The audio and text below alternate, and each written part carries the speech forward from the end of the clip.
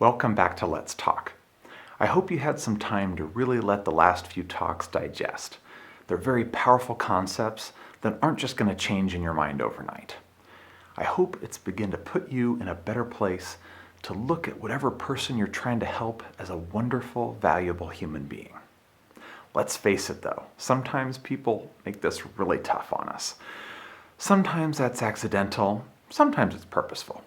For today, let's look at what might be more accidental. Let's start though by being very careful about that assumption in terms of when we're judging things as being accidental versus purposeful. This is one of the most common mistakes we make. We assume that behavior is purposeful when it really isn't. This is so important. I guarantee you that you do this dozens of times a day without even realizing it yourself.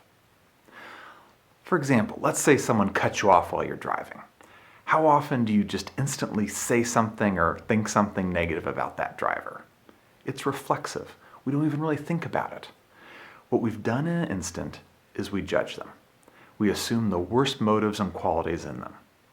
Now this example might not sound like a big deal, but I want you to think about how many times you do this, and therefore how often you're reinforcing this type of reflexive thinking.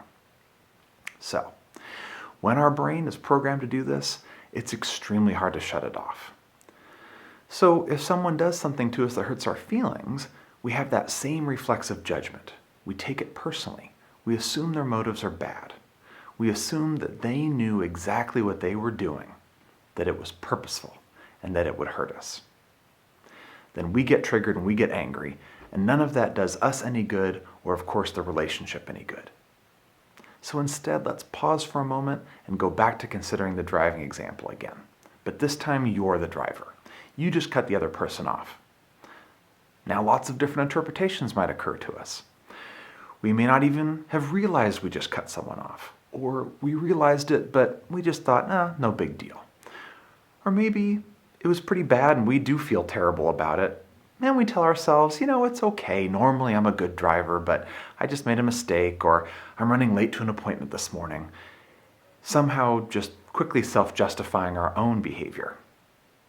But all this is lost though on the driver that we just cut off. They're mad, they just honked their horn at us.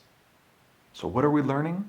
That the same event, the same behavior, gets interpreted by different parties very differently. The tendency, of course, is that when we see someone else do something bad, we reflexively apply judgment about them and their motives. If we're the perpetrator of that negative behavior, we're usually just as quick to self-justify our behavior. So this is huge. Again, most of us go through our lives judging things harshly and taking things personally. See what you can do to just look at it from the other person's perspective. Just put yourself in their shoes. The bottom line is that if we could cut them the same break that we would have cut ourselves, we'll all be a lot better off.